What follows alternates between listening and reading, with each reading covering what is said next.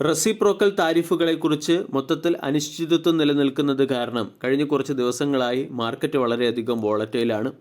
എന്നിരുന്നാലും ഇൻഡെക്സ് 5 മാസത്തെ താഴ്ന്ന ലെവലിൽ നിന്നും 6.4% ഉയർന്നു. ഫോറിൻ പോർട്ട്ഫോളിയോ ഇൻവെസ്റ്റേഴ്സ് ഇൻഡെക്സ് ഫ്യൂച്ചറുകളിലുള്ള ഷോർട്ട് പൊസിഷനും ഗണ്യമായി കുറച്ചിട്ടുണ്ട്. ഫോറിൻ പോർട്ട്ഫോളിയോ ഇൻവെസ്റ്റേഴ്സിൻ്റെ ലോങ് ഷോർട്ട് റേഷ്യോ 0.6%-ആയി തുടരുന്നു. കൂടാതെ കഴിഞ്ഞ 6 ട്രേഡിംഗ് സെഷനുകളിലായി ക്യാഷ് സെഗ്മെൻറ്റിലും FPIs ബൈയിങ് നടത്തുന്നു. 32,576 കോടിയുടെ ബൈയിങ് ആണ് FPIs നടത്തിയത്.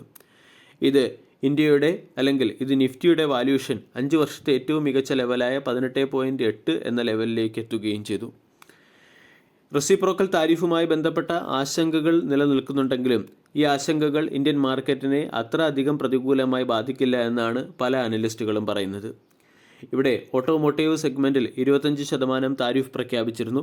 പക്ഷേ അമേരിക്കയുടെ ഓട്ടോമോട്ടീവ് സെഗ്മെൻറ്റിൽ ഇന്ത്യക്കുള്ള സ്വാധീനം വളരെ പരിമിതമാണ്. വളരെ കുറച്ച് കമ്പനികളോ അല്ലെങ്കിൽ വളരെ കുറച്ച് ഓട്ടോമൊബൈൽ അസോസിയേറ്റഡ് ആയിട്ടുള്ള കമ്പനികളോ മാത്രമേ അമേരിക്കയിലേക്ക് എക്സ്പോർട്ട് ചെയ്യുന്നുള്ളൂ. അതായത് ഓട്ടോമൊബൈലുകൾ അത്ര വലിയ രീതിയിൽ കയറ്റുമതി ചെയ്യുന്ന ഒരു രാജ്യമല്ല ഇന്ത്യ എന്നതുകൊണ്ട് ഈ രീതിയിലുള്ള പ്രഖ്യാപനങ്ങൾ ഇന്ത്യൻ മാർക്കറ്റിനെ അത്ര പ്രതികൂലമായി ബാധിക്കാൻ സാധ്യതയില്ല. അതേസമയം ഏപ്രിൽ മാസം മുതൽ ആരംഭിക്കാൻ പോകുന്ന ഇൻട്രസ്റ്റ് റേറ്റ് കട്ട് ഇന്ത്യൻ മാർക്കറ്റിൽ ലിക്വിഡിറ്റി ഉയർത്തും. ഇത് banking and finance sector, private bank sector തുടങ്ങിയ സെക്ടറുകളെ പുനരുജ്ജീവിപ്പിക്കുന്നതിൽ ഒരു പ്രധാന പങ്ക് വഹിക്കുകയും ചെയ്യും. April 2 American president reciprocal tariff പ്രഖ്യാപിച്ചാലും 2025 വിൻ്റർ സീസൺ വരെ ഇന്ത്യയുമായി ചേർന്ന് ഒരു ഉഭയകക്ഷി കരാറിലെത്താൻ അമേരിക്കയ്ക്കും ഇന്ത്യയ്ക്കും സമയമുണ്ട്. ഇതിൻ്റെ പശ്ചാത്തലത്തിൽ റെസിപ്രോക്കൽ താരിഫുമായി ബന്ധപ്പെട്ട് വരുന്ന കറക്ഷനിൽ സ്റ്റോക്ക് അക്യുമുലേറ്റ് ചെയ്യാനുള്ള ഒരു മികച്ച അവസരമാണ് ഇൻവെസ്റ്റേഴ്സിന് മുന്നിലുള്ളത്. 1 വർഷമോ അതിലധികമോ നീണ്ടു നിൽക്കുന്ന ദീർഘകാല ഇൻവെസ്റ്റ്മെൻറ്റിന് വേണ്ടി പരിഗണിക്കാവുന്നതും റെലിഗർ ഉൾപ്പെടെയുള്ള ബ്രോക്കേജ് ഏജൻസികൾ റെക്കമെൻഡ് ചെയ്തതുമായ ചില ക്വാളിറ്റി സ്റ്റോക്കുകളെ പരിചയപ്പെടാം. ഒന്നാമത്തേത് റിലയൻസ് ഇൻഡസ്ട്രീസ്. കഴിഞ്ഞ ട്രേഡിംഗ് സെഷനിൽ 1275 സ്റ്റോക്ക് ക്ലോസിംഗ് നൽകി.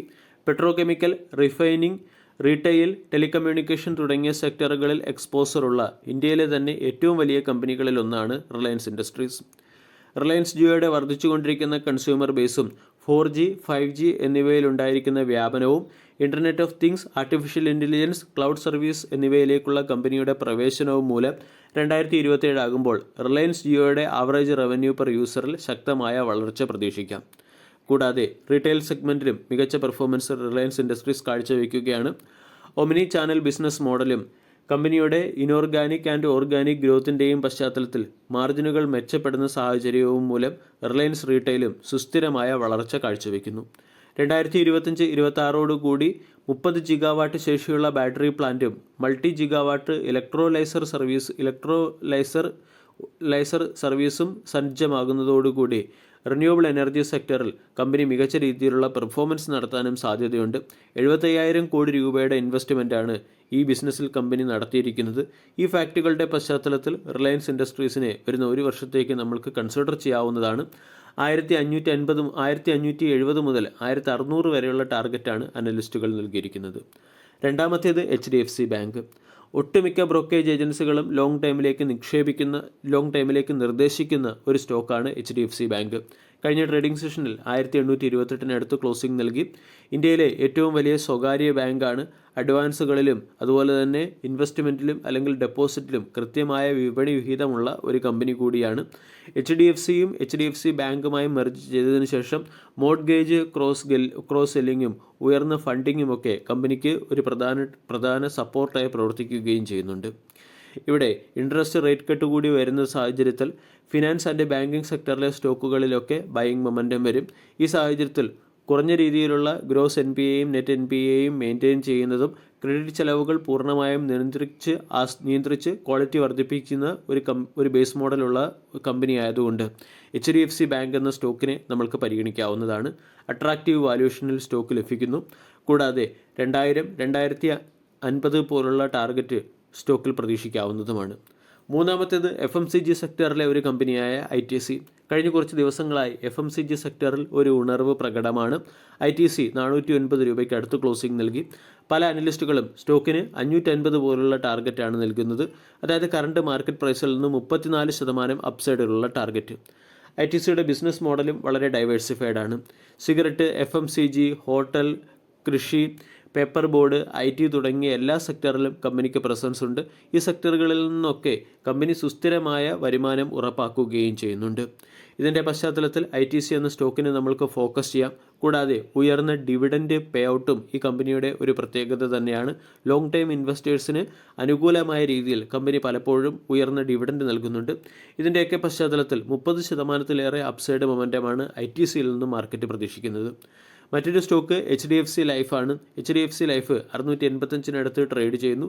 880-900 പോലുള്ള ടാർഗറ്റാണ് HDFC ലൈഫിന് അനലിസ്റ്റുകൾ നൽകുന്നത്.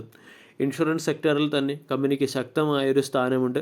ഏകദേശം 600-ലധികം ബ്രാഞ്ചുകളും 2.5 ലക്ഷത്തിലധികം ഏജൻറ്റുമാരുമുള്ള ഒരു കമ്പനിയാണ്.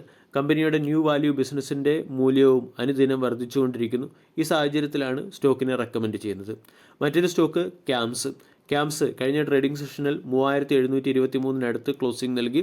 2024 ഡിസംബർ വരെയുള്ള കണക്കനുസരിച്ച് മ്യൂച്വൽ ഫണ്ടുകളുടെ ഇന്ത്യയിലെ ഏറ്റവും വലിയ രജിസ്ട്രാറായി പ്രവർത്തിക്കുന്നതും ക്യാംസ് ആണ്.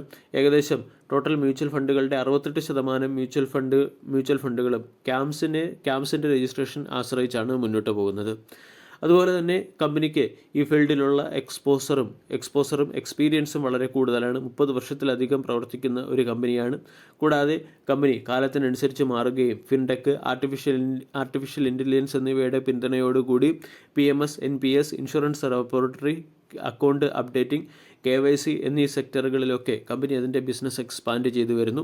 ഇതിൻ്റെ പശ്ചാത്തലത്തിൽ നമുക്ക് ക്യാംസ് എന്ന സ്റ്റോക്കിനെ ഫോക്കസ് ചെയ്യാവുന്നതാണ്. 5000 രൂപയുടെ ടാർഗറ്റാണ് അനലിസ്റ്റുകൾ ക്യാംസിന് നൽകിയിരിക്കുന്നത്. വീഡിയോ എല്ലാവർക്കും ഇഷ്ടമായി എന്ന് വിശ്വസിക്കുന്നു. താങ്ക്